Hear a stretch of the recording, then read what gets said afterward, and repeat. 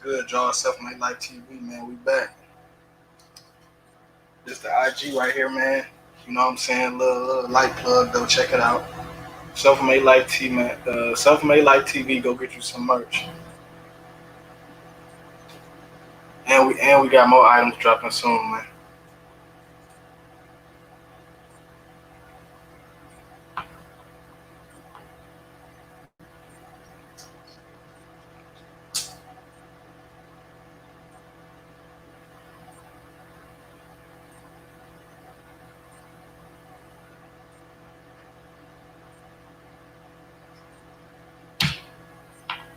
All right, so enough of that. Let's get into the topic at hand, man. Y'all see the title? This is a video I was supposed to been through, but it's delayed.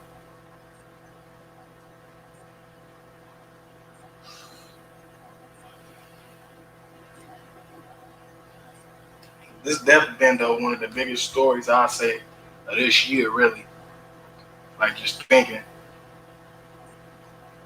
on the black media side, I don't think no story been bigger than the Kwame Brown story, man. And to me, really, if you ain't no true hooper, you ain't gonna really understand it. You know what I'm saying? That a lot of people kind of just uh, knowing about Kwame, but if you followed the NBA back in the day, if you was trying to, you had basketball aspirations, you definitely knew who Kwame Brown was.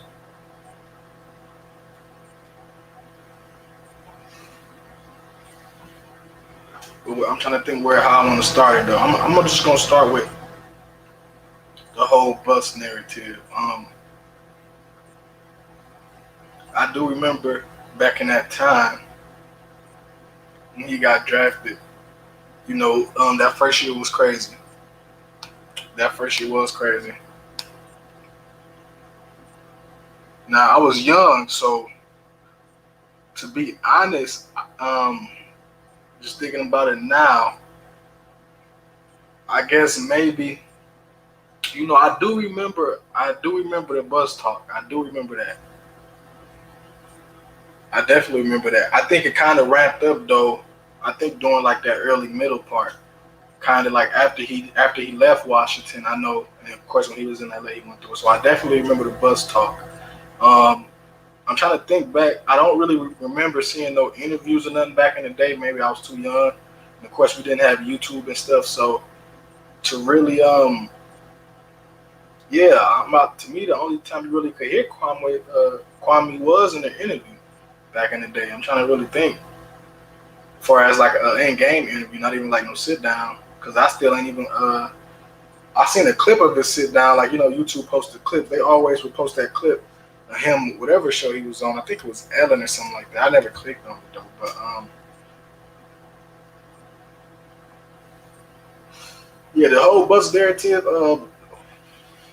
I never really hopped on that bandwagon like that because anybody know you a true hooper, to make it to the league, it is what it is. You know what I'm saying? So I never was really, even me being young, I never really was on that like, oh yeah, Kwame a bust. But ESPN and Stephen A. Smith definitely pushed that narrative. I definitely, because I was heavy on ESPN back in the day. And if y'all remember early 2000s, that was Stephen A. That was his breakout years in the early 2000s. And I definitely do remember a lot of his rants on Kwame. Like if you was watching ESPN back in the day, early first take, you know what I'm saying? When they used to I used to see Stephen A. on like 4 or 5 different shows. You know what I'm saying? I do remember, what I'm saying, that was definitely heavy on the Kwame hate with that.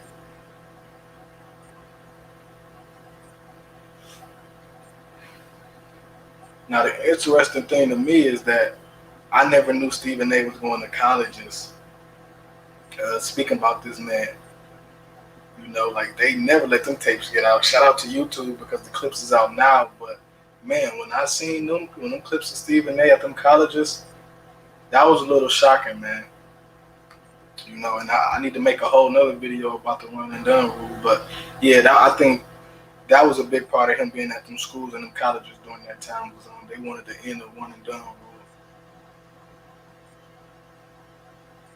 And I guess they used Kwame as the face of that to end it. But when you really think about it, coming out of high school, man, if you can get that bad coming out of high school, what's really the problem? Now I understand, at that time the NBA, I believe it was Kwame's draft. It was either Kwame's draft or the draft after Kwame. The first round had like damn near 20 high school kids, and that's when they so-called made the stop. But when you look back on it, it was really because the colleges couldn't make that money that they was making, with a lot of dudes staying 4 years and 3 years, stuff like that. I think that was before the one and done rule. Well, I think that was the cause of the one and done rule after they stopped allowing players to come out of high school. But yeah, man, I was a little shocked seeing Stephen A. Stephen A. on them damn college campuses, man. That shit crazy, man. They let you know the system ain't no joke, man. But yeah, enough of me rambling. Let's really get into it. But I think it's simple, man. Like, you know, we in an information age, man, and of course Kwame got the stage, so people gonna take a celebrity word a little more serious. But even besides that, I think just his whole message of his whole vibe of just being, he preached independence and free thinking, man. And anybody who preach independence and free thinking and kind of that do for self mentality, you got my ears, man. Because to me, that's one of the best ways to live. And I think a lot of people, which I'm kind of learning as I'm getting older, man. A lot of people really don't understand them concepts of just an independent free thinker. The system and the propaganda that they put on the masses, man, has definitely worked. That's one thing I gotta say. Whatever the system plan was for us taking over the masses mindset, it worked, man. The media got a hold on people, man. Whatever the media wants you to think about a topic, that's what the people are thinking. The average person viewpoints are the same as the media. And over the years, it just got stronger and stronger. And that's why Kwame's having that effect, because for so many years, the media has painted a narrative about him, and people believe that narrative. It is what it is.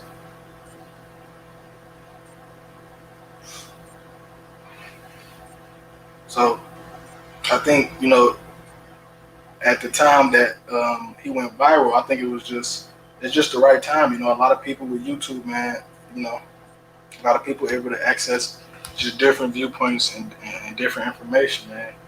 And people may not implement some of the viewpoints, but just for me, just people hearing it. Like, I don't care where the message comes from. Just people hearing that message, is to me the most important thing. Yeah, I know, a lot of people gonna say the angle of him speaking up for himself, which is true. That is a big part of why he blew up also. But I think more importantly, he's just preaching a message that we don't hear from celebrities, quote unquote celebrities. I, yeah, I guess you can't consider Kwame a celebrity, but to me, he don't give off celebrity type vibes. Like, we done seen enough lives. You done seen his vibe, man. Kwame feel like somebody in our family or something, or he definitely a dude that you can chop it up with, man. You know what I'm saying?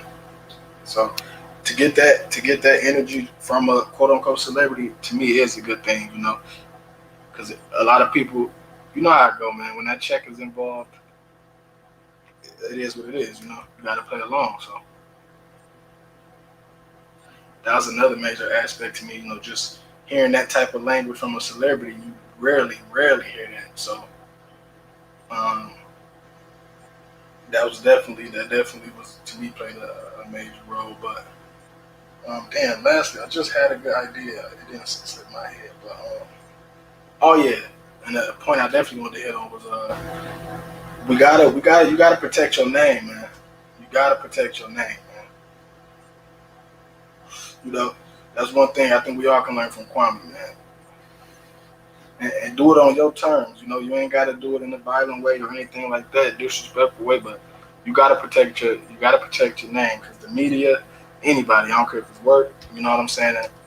In this world, narrative is king. You know what I'm saying? Whatever the narrative is set the loudest, that's what the people gonna run with. So, I think definitely, one thing we all can learn from Kwame is you gotta protect your name, man.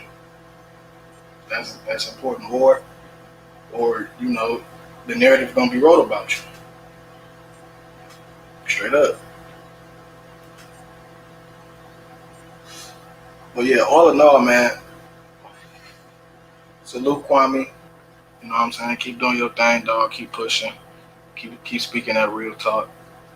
You ain't heard nobody bring up tech before, especially tech and black males.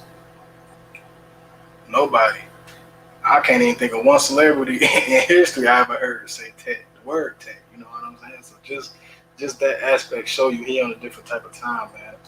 And it's showing though. People trying to hate.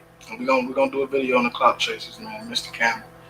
People trying to hate because the numbers running up, but anytime people got a wave like that, it's obviously something real going on. People don't just flock for no reason. It's obviously some substance there. And he's still doing crazy numbers like he did when he first went viral, which is surprising. So that's letting obviously something real. But yeah, I'm gonna go ahead and get up out of here though, man.